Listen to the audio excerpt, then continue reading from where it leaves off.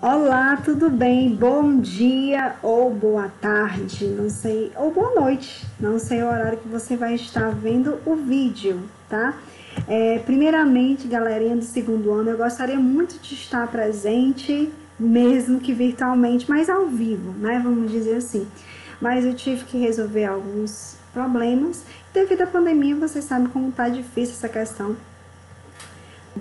de saída, né? Então, infelizmente, hoje não foi possível estar com vocês, mas não se preocupem que em breve a gente vai se ver com certeza, tá? Então, a gente vai explanar o conteúdo que eu passei, né, na semana passada. Vocês devem estar me procurando, eu tô bem aqui no canto, tá? Do vídeo, não vou ficar aparecendo porque a minha internet não é lá essas coisas, e às vezes quando fica o vídeo, né, no caso a minha imagem aparecendo, às vezes tem alguma trava, né, então eu vou ficar aqui no cantinho, tá, tô aqui dando tchau aqui a vocês, mas qualquer coisa, tá, é só você olhar aqui que você vai estar me vendo com certeza, tá bom?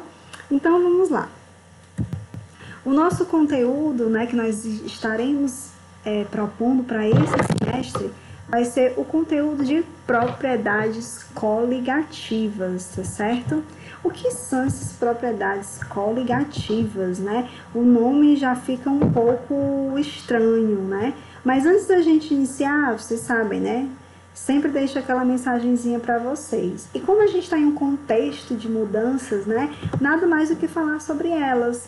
Então eu coloquei aqui a mensagem de Heráclito, um filósofo bem antigo, e diz o seguinte: nada é permanente, exceto a mudança. Então, vamos à definição. O que são propriedades coligativas, né? As propriedades coligativas são justamente aquelas que nós vamos perceber em solutos que não são voláteis a um solvente. Primeiro, vamos ao conceito de soluto, né? Primeiro conceito que a gente vai de soluto, né? Vamos relembrar aqui o nosso primeiro semestre. Soluto é a parte que vai ser adicionada a uma solução. E o que é uma solução? Solução é quando eu tenho misturas homogêneas, né? Então, misturas homogêneas também são soluções, né? E aí eu tenho o soluto. A gente tem na solução o soluto e o solvente. O soluto, ele é aquele composto que geralmente vai estar em menor quantidade, ou aquele que vai ser adicionado a um sistema. E o solvente é o que vai receber, né, esse soluto. O que é não volátil? Vixe, a pessoa tem uma coordenação, né, pessoal? Não manguem não, tá? Não volátil significa o seguinte: volatilidade. Vixe, nome difícil, professora, eu não lembro. Volatilidade nada mais é do que a capacidade que um líquido, um composto tem de se evaporar, de se expandir rapidamente, tá? Então, quando eu tenho álcool, né, que eu abro álcool, pode ser em qualquer parte da casa, você vai sentir aquele cheiro. Então, a gente vai ter aí uma característica da volatilidade. Acetona, principalmente as mulheres, né, que pintam as unhas e depois vão retirar lá aquele esmalte. Então, ali também é um exemplo de volatilidade, tá certo? Então, volátil é justamente isso, ou seja, algo difícil de se evaporar, de sair, de sumir, entre aspas, tá bom? Porque não some. A gente sabe que na natureza nada se perde, nada se cria, tudo se transforma. Então, ele se transforma em um outro composto, né? Então, essa volatilidade é justamente isso, essa capacidade de evaporar. Então, é justamente essa questão das propriedades coligativas. Exemplo de um soluto não volátil, bem, o sal, ele não é tão fácil. O açúcar também, né? E aí, nós temos aqui os tipos desses solutos não voláteis. Eles podem ser tanto moleculares quanto iônicos. Aqui eu dei dois exemplos, o sal e o açúcar. O sal é iônico porque quando se dissolve em água, por exemplo, ele vai liberar, né? Ele vai dissociar em íons. Íons moleculares, a gente tem o exemplo do açúcar, tá? Que ele já não vai ter tanta essa liberação, por isso chamado de moleculares, tá bom? Passando o conceito, a gente tem aqui um exemplo, né? Acabei de falar um pouco, mas vamos deixar aqui na amostra. Eu tenho aqui o sal, né? E aí eu adiciono sal, né? Ele tem essa estrutura, ele tem essa forma, que é chamada de retículos, tá? E aí ele forma aqui um retículo de sal, tá bom? Que são justamente como tá colocando aqui os cristais de sal, né? Então, esse sólido, né, que é o nosso sal, tá? Ele, quando é colocado em água, ele vai se desassociar em Na, que é o sódio, e Cl, que é o cloro, né? Nesses dois compostos. Então, a gente tem aqui o nosso cloreto de sódio, ou seja, eles têm a liberação desses íons. E aí, ele vai causar mudanças no solvente, porque o solvente vai ficar com o gosto salgado. Se a gente adicionar mais e mais sal, ele vai começando a ficar mais turvo, né? Enfim, então ele vai começar a perder certas características que ele tinha anteriormente. Então, isso é um tipo de propriedade coligativa. Quando isso acontece, a gente vai estar associando a 4 classificações. Elas podem ser de forma tonoscópica, crioscópica, ebulioscópica ou de pressão osmótica. E aí nós temos os 4 efeitos das propriedades coligativas: tonoscopia, crioscopia, ebulioscopia e a pressão osmótica, tá? Ou osmoscopia, tá? Vamos lá. O que é cada uma delas, tá? Essa primeira aqui, né, que é a tonoscopia, a gente remete a uma questãozinha chamada de pressão máxima de vapor, tá? Essa pressão máxima de vapor como já está dizendo, é justamente o valor da pressão de um determinado líquido, tá? Então, a gente vai ver justamente essa pressão desse líquido dentro de um determinado recipiente ou de uma determinada solução, tá? E aí, o que é que ela estuda? Ela estuda a diminuição dessa pressão, tá? E ela é justamente, como eu falei, provocada pela adição do soluto não volátil, tá? Então, quando você coloca a água, né, e depois vai adicionando ali o cloreto de sódio ou açúcar, você vai percebendo que essas características elas vão alterar. Quando você tem uma diminuição na pressão, certo? Desse líquido dentro de um determinado recipiente, você tem aí essa questão da tonoscopia. Então, tonoscopia, a gente vai estar estudando a pressão, tá bom? Crioscopia já está se relacionando aqui ao abaixamento, olha aqui, né, do ponto de congelamento, ou seja, diminuição de temperatura, né? Então, a gente tem aí a crioscopia, a gente está falando do abaixamento de temperatura. Então, a gente está falando do ponto de congelamento.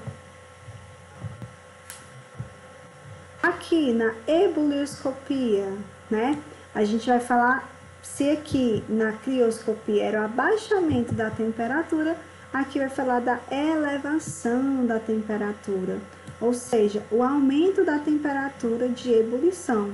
Quando se adiciona água, certo? Na panela e coloca para ferver, você vai ter um determinado tempo para essa água começar a ter a ebulição. Mas se você colocar água e sal junto, né? Geralmente as mulheres fazem muito isso, né? Coloca lá a água com sal e deixa lá no fogo, né? Para começar a ferver, para poder fazer o alimento. Então, você não sabe, nem sua mãe, com certeza. E se você deixasse a água sozinha, ela ia ferver muito mais rápido, do que é a água com sal. Porque o sal ele vai aumentar a temperatura de ebulição, então vai demorar mais para que essa água entre em ebulição, ou seja, né, comece a ferver. Olha aí, você não sabia disso, né? Ou sabia, né? E ele também é influenciado por vários fatores. Um deles é a pressão atmosférica, pressão de vapor, certo? E a pressão, tá? Como eu disse, desses dois. Então, a pressão, quando varia tanto a pressão de vapor, que a pressão de vapor é do líquido que está sendo analisado, e a pressão atmosférica, né, que é o nosso ATM, a pressão da atmosfera, ela também influencia, tá? Então, quando a gente está em locais que tem a pressão diferenciada, né, ou locais de altitude diferente, a gente vai ter essa questão da pressão atmosférica, né? E aí a gente também vai evidenciar essa questão da elevação do tempo de ebulição. Por fim, para não ficar tão extenso aí, né, para vocês, a gente vai finalizar com o efeito osmótico, né, ou da pressão osmótica, que aqui a gente vai primeiro entender, relembrar, que vocês veem isso aqui em biologia, tá? Que a osmose é a passagem espontânea de um solvente por uma membrana semipermeável, né, indo de uma solução de menos concentração para uma solução mais concentrada, né? Então, ela aumenta, né? Como vai conforme aqui a setinha, ela aumenta, justamente ela sai do menos concentrado para o mais concentrado, né? E aí ela pode ser classificada em 3 pontos. Nós temos o isotônico, nós temos o hipotônico e nós temos o hipertônico, tá? Isotônico, a pressão do meio, tá? Ela é igual, aliás, à pressão de fora, né? Então, os dois meios são iguais. Quando você vai tomar um soro na veia, né? Você com certeza vai ver lá o nomezinho, meio isotônico. Esse isotônico não é o isotônico, né? É o biotônico, tá bom, pessoal? É o isotônico. É igual, ou seja, quando é inserido um líquido na veia, ele vai estar com os mesmos fluidos, a mesma pressão, para que não ocorra nenhum problema, né, nessa entrada de líquido dentro do corpo, tá certo? Então, meio isotônico. Hipertônico já está dizendo, ó, a pressão vai ser de fora para dentro, né? Então, a gente tem a pressão de fora para dentro. E o hipertônico de dentro para fora, tá? Vamos ver um exemplo, né? Um exemplo básico, né? Deixa eu até colocar aqui, antes desses exemplos, deixa eu só colocar isso aqui. Quanto maior for a concentração, maior será a pressão osmótica, né? Então, um exemplo aqui de um meio hipotônico ou de um hipertônico é quando eu tenho um peixe, né? Por que os peixes da água doce não sobrevivem na água salgada, né? Deixa eu até já fazer aqui, né, esse parênteses, né? Por que o de água doce não sobrevive na água salgada? Por quê? Porque justamente eles têm meios diferentes, né? Então, se por exemplo, né, até fiz aqui a correção, prontinho, água doce e água salgada. Então, se eu tenho aqui um peixe que era de água salgada, ele estava adaptado, o corpo dele estava adaptado a estar naquele meio, né? Então, ali ele tem os mesmos, a mesma pressão do corpo com a pressão de fora para que ele consiga sobreviver. Quando ele é colocado dentro, certo, da água, então ele vai sofrer uma pressão. Então, quando os peixes de água doce, eles estão em um meio hipotônico, né, em relação ao meio interno. Ou seja, né, isso significa o quê? Que a concentração dos solutos do interior desse animal vai ser maior do que a concentração do ambiente externo. Então, se houver algum mecanismo, como os peixes, eles têm essa osmorregulação, ou seja, eles conseguem, né, tentam se regularizar dentro do ambiente que eles estão, então o peixe que deveria ganhar água, né, até que as concentrações fiquem equilibradas, ele vai ganhar, ele vai sugar, vamos dizer assim, água, as suas hemácias vão começar a receber muita água, até estourar. Então, leva o peixe à morte. E se fosse o contrário, né, o de água salgada, o de água doce na água salgada e o de água salgada na água doce, a gente não vai ter a sobrevivência desse peixe. Se fosse o inverso, o que é que ia acontecer? A gente ia ter o contrário. O peixe, ele teria suas hemácias devido à pressão externa, né, do peixe da água doce lá, então ele teria o contrário. O meio, ele tem muita concentração e o meio interno está com pouca concentração de sais. Então, o que é que ia acontecer? Essas hemácias iam sofrer pressão, iam murchar e o peixe também ia morrer, né? Então, isso ia levá-lo à morte. Infelizmente, matei alguns peixinhos por conta disso. Não sabia, né? Então, a gente finaliza o nosso momento, né? Foi bem rápido, só para vocês verem aí. Não se preocupem quanto a essa questão de cálculos, a gente vai estar trabalhando mais esses conceitos, tá? Em pressão, né? Pressão osmótica, tonoscopia, crioscopia e ebuloscopia, tá? Então, qualquer dúvida, volta aí a aula, vê de novo e dá tudo certo, tá? Até mais e até o próximo, né? Fiquem com Deus e até mais.